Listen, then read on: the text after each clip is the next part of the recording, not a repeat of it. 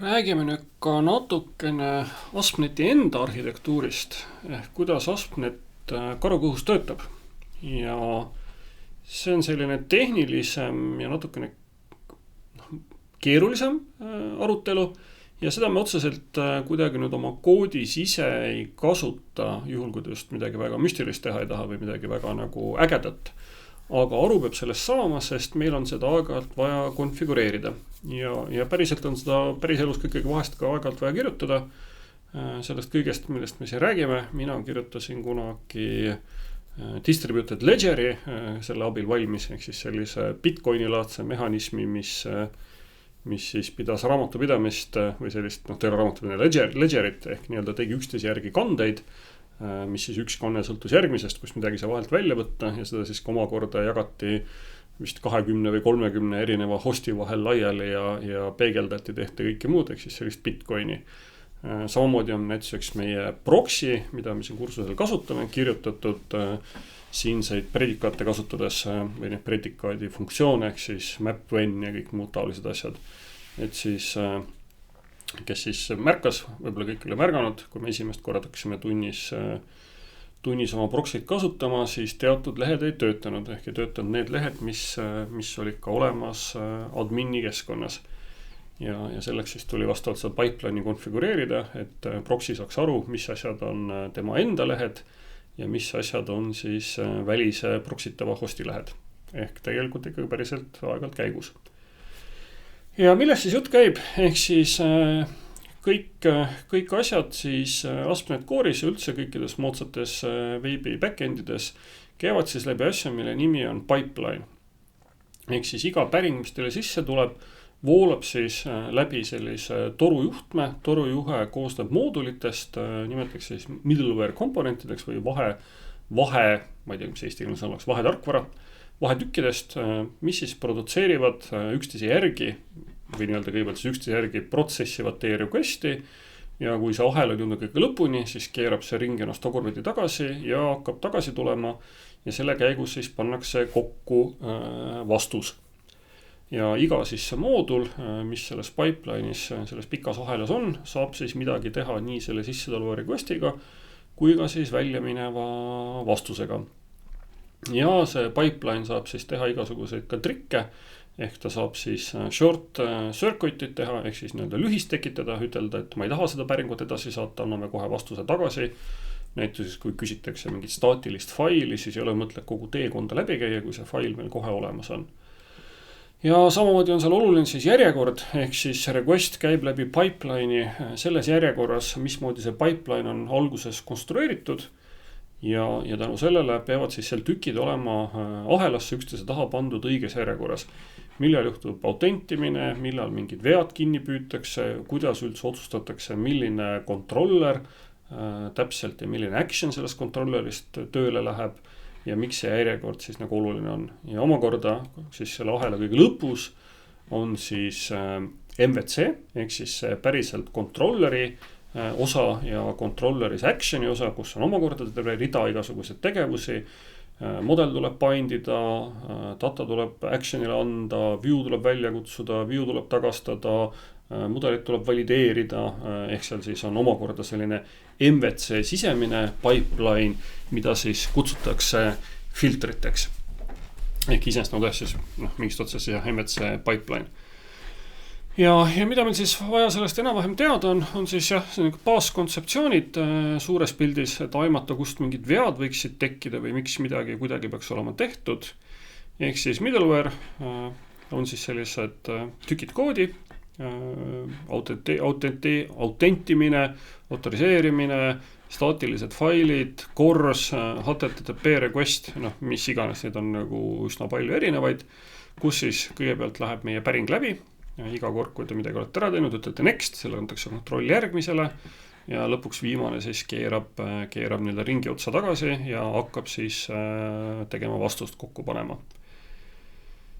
Ja iga siis see moodul siin saab siis otsustada, mis ta selle requestiga teeb, et kas ta annab selle järgmisele või ütleb, et asi on valmis. Ta saab teha siis mingisugust tööd, saab seda requesti modifitseerida, midagi sinna juurde kirjutada, midagi ära võtta. ja kõik see käib siis meetoditega run, map and use, kus me siis ütleme, et mida me siis parasjagu saada tahame. Ja välja näeb ta siis selline, see on nüüd kõige lihtsam eranditult, mitte kõige lihtsam middleware, vaid üleüldse kõige lihtsam ASP.NET-i rakendus, kus ei ole üldse mitte mingisugust konfiguratsiooni, mitte midagi, tõstetakse üles builder ja öeldakse builderile, et meil on ainult üks app run meetod defineeritud, ehk pannakse pipeline'i esimene tükk, mis ütleb, et igale sisse tulevale päringule me vastame response'isse, kirjutame mingisuguse asja välja ja lõpuks siis app run'iga pannakse see pipeline tööle. Ja this is it, ehk siin on siis ainult üks middleware tükk, mis alati kirjutab response'i hello world, ükstas kõik, mida te sellelt veebiserverilt küsite. See on selline kõige nagu lihtsam asi. Kui me tahame neid rohkem saada, siis me saame neid siis use'iga panna siis üksteise taha, teha siis mingisuguse sammu. Ja siin on siis näide, kuidas neid on mitu, ehk siis await next invoke kutsub siis selle rivis välja siis selle järgmise asja. Ja siin siis näiteks selline hargnemise pool kus siis randomiga kontrollitakse, et kas me kutsume välja järgmise või me teeme siis short circuit ja ütleme, et lähme tagasi. Ehk siis aeg-ajalt siis pilt nagu siit meil tekib ja aeg-ajalt meil seda pilti siit ei tule. Ja nii nagu, kes tõesti on PHP-d sügavamalt kirjutanud, siis siin ka siis tuleb mõelda selle peale, et kuidas neid asju välja kirjutatakse, mida meile HTTP streami saadetakse, ehk mingil hetkel enam ei saa neid asju muuta, sest headerid on juba ära saadetud. Et ma mäletan, kunagi ma PHP-d kirjutasin, et seal tuli sama asja peale nagu mõtelda, millal midagi siis päriselt teha saab. Siis te saate seda middleware'is branch'ida, ehk minna siis kuhugi poole laiali mingite reeglite alustel. Selleks on meil see app map, ehk siin saab siis anda esimese parameetrina, et palun otsi mulle urlist välja selline osa, do first ja siis kasuta mingisugust meetodit, do second jaoks midagi muud ja siis alles meie põhiline pipeline'i osa ja need handle do first, handle do second on siis sellised staatilised meetodid, mis siis mingisugust asja teevad, ehk nüüd on meil siis siin kolm nagu võimalikku päringut, 2 fikseeritud urli ja kõik ülejäänud saavad siis vastuse siit. Ja mingid reeglid, kuidas siis see asi nagu töötab. Ehk selline suhteliselt loogiline süsteem, kuidas siis kõik kokku tuleb. Ja see on nüüd selline low level asi, et niipea kui te või nii kaua kui te ise ei taha middleware'i nagu kirjutada ja päriselt nagu mõtelda, kuidas seal mingi hargemine käib ja mida ma selle request'i ja response'iga nagu peale seal tahan hakata, siis väga sügavalt siia nüüd süvenema ei pea, et nagu mõtlete nende kontseptsioonide üle, et meil on siis sellised tükid üksteise järgi, kus siis need päringud nagu läbi käivad. Ja siin on ka mul üks näide siis custom middleware'ist, kus on siis kirjutatud eraldi ilusti nagu klassina valmis, kuidas seda asja teha, kuidas seda registreerida ja lõpuks siis, kuidas see meile siis pipeline'i läheb. Ehk see on täpselt see, mida me tavaliselt siis koodis näeme, et meil on mingi äpp ja mingisugune use, mis iganes asi, authentication, use static files ja see static files või use authentication on algselt siis täpselt selline kood olnud, kus siis saab siis mõtelda, mida me siis millegagi siin peale hakkame, mida me nende request'ide ja response'idega teeme ja mida me seal modifitseerida tahame ja kas me tahame kuskilt siis vahelt läbi lõigata selle asja. Ja mis meid võib-olla siis nagu päris elus võib-olla usub on siis see, et middleware on singleton, ehk ta tehakse üks kord, kui rakendus käima läheb ja siis kõik päringud käivad läbi selle ühe singletoni, ehk me võime seal kasutada dependency injection'i konstruktoris ja kui see meid ei toida, sest näiteks kui me siit andmebaasi võtame lahti, siis see läheb katki. Ja teine koht on siis selles samas invoke süngis on siis külge ehitatud dependency injection, ehk kui me siia paneme lisaparameetrid, siis need tulevad siis dependency injectionist välja meile vastavalt request'ile, ehk igal request'il uuesti. Ehk siis scoped ja transient tüüpi asjad, ehk siis need, mis tehakse iga HTTP päringu puhul ja need, mida tehakse üldse iga kord uuesti, need siis tuleks kirjutada sinna invoke asynci. mis nüüd meil on oluline, on siis see, et see middleware'i tükid peavad kõik olema õiges järjekorras. Ja osad nendest on siis tundlikud sellele, osad on siis vähem tundlikud või noh, osadel on ükstaskõik, sest nad teevad alati ühte sama asja, aga osad middleware'i moodulid sõltuvad siis eelnevast tööst, ehk need peavad teadma, mis seal siis täpselt nagu toimub. Ja selline on see tüüpiline nagu väljanägemine, ehk kõige esimene on see, et me tahame errorid handlida, ehk kui siin kuskil mõni teeb exceptioni, mõnel nendest tekib viga, siis see asi pöördub kohe tagasi ja me tahame seda viga tavaliselt kasutajal kuidagi viisakalt kuvada, ehk me tahame siis selle siin kinni püüda. Static files, see on ka alati rivi kuskil eesotsas, sest kui on mingisugune staatilist faili vaja anda, siis ei ole mõte kogu see ülejäänud asja üldse läbi käia ja saame kohe selle asja ära teha. Use routing üritab siis aru saada, kuidas, milline URL millisesse kohta peab täpselt lõppema. Ja siin on vaja just nimelt see, et isegi mitte, et kuhu ta lõppeb, vaid et need URLid on vaja sealt välja kangutada, sest authentication, authorization, nüüd on küll 9 vist kokku pandud juba, peab teadma, milline URL, milline ressurss siis vajab tegelikult kaitset ja milline mitte. Ja tavaliselt siis rivi lõpus on siis see, et kui nüüd siit on see endpoint paika saadud ja autententimine ja kõik muud asjad toimivad, siit ei ole tagasi suunata öeldud, et sorry, sa ei saa seda asja kasutada siin, siis lõpuks on siis see map controller route, mis siis päriselt ütleb, millist meetodit me siis täpselt oma controlleris saada tahame. Ehk meie vaates siis siin on see nagu järjekord on nagu mingil määral oluline. Ja kui nüüd siia mingisuguseid lisaasju hakata panema, siis tavaliselt nii kaua kui meid ise ei kirjuta, siis ametlikel moodulitel on siis ka tavaliselt kuskil dokumentatsioonis kirjas, et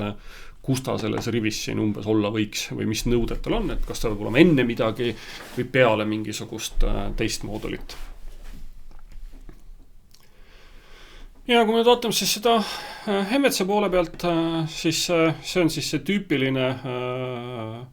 tüüpiline selline ahel, mida siis ASP.NET Core MVC pipeline teeb, ehk kõigepealt siis need exception handlerid, HSTS ja HTTPS redirection ütleb siis seda, et ta üritab brauseril ütelda, et palun igal juhul kasuta turvalist ühendust, staatilised failid, routing, CORS on siis JavaScripti turvalisuse osa, siis autentimine, autoriseerimine, lõpuks siis tavaliselt meil mingid custom middleware'id ja kõige lõppu siis tuleb kogu see MVC enda osa. Ehk selline, siin on üks nagu pikem näide mul siis, kuidas kõik need asjad siis välja näevad. Pluss siis ka vajadusel GDPR-i ja mingist muud nagu veidrad asju saab siia siis nagu toppida. Ja oluline siin on siis see, et see use routing peab siis olema ennem kui see map osa, ehk siis siin on use routing ja siin on map controller, mis siis ütleb siis seda, et see use routing, siin siis see otsus tehakse, aga selles mapis on siis nagu päriselt tekitatud see tabel sellest, mille alusel neid otsuseid siis langetatakse. Ja siia vahepeale need on siis 2 ossa löödud, sellepärast, et siin vahepeal peab käima autoriseerimine ja authentication on ju, sest siin selle koha peal nende 2 vahel on see otsus langetatud, kuhu see asi siis välja jõuab ja seal saab siis küsida näiteks, et ala context get endpoint, selle alusel saab teada saada selles middleware'is, et kuhu siis see asi meil välja peaks jõudma, et mida see routing on otsustanud. Siis saab teha kõik need turvalisuse asjad ja alles lõpus siis ütelda, et nüüd nagu mine kuhugi on ju. Miks siis see ehk nii-öelda päriselt käivita siis see endpoint mingisugune. Ehk sellepärast siis authentication ja authorization olemused 2 sammu on ju, kõigepealt siis kasutaja tuvastamine ja siis kasutaja autoriseerimine, mida ta teha tohib, miks need on siis selle 2 asja vahel, siin on ju routingu ja map controller route vahel. Ja nüüd lõpuks, kui meil on siis kogu see pipeline läbi saanud, siis me jõuame järgmise kontseptsiooni juurde, mis on siis need filtrid, mis on siis MVC filter pipeline, sisuliselt samasugune idee, samasugused moodulid või enam-vähem samasugused moodulid, aga need nüüd puhtalt siis räägivad sellest, mis meil toimub siis controlleri sees, ehk kui meil on controller ja action meetodid, siis kui palju ja milliseid samme seal tuleb läbi käia ja mis järjekorras et see action seal controlleri sees päriselt töötaks. Ja siin on siis kõikvõimalikud ressursid, mudeli bindimine, ehk siis kuidas me HTTP requestist oma parameetrid välja loeme, siis selle mudeli valideerimine, kas need andmed on päriselt nagu kõlbulikud, siis me alles jõuame actionisse välja, siin on päriselt meie kasutaja kood, siis siit tulevad välja kas exception filterid ja kõike muud taolist. Razor Pagesi puhul, see mida me eelmine semester tegime, siis natukene selline lihtsam nagu jada on ju, aga iva nagu üsna nagu sama. Ja kogu see asi siis niimoodi käib ringiratast, ehk siis kõige lõpus on siis see MVC osa on ju. Vaatame natukene selle MVC osale peale, ehk siis filtrid ASP.NET Core'is, ehk kõigepealt on see meie middleware'i tükid on ju kõik võimalikud ja kõige lõpus siin istub siis action invocation pipeline ehk siis filter pipeline. Ja siin siis kogu see ahel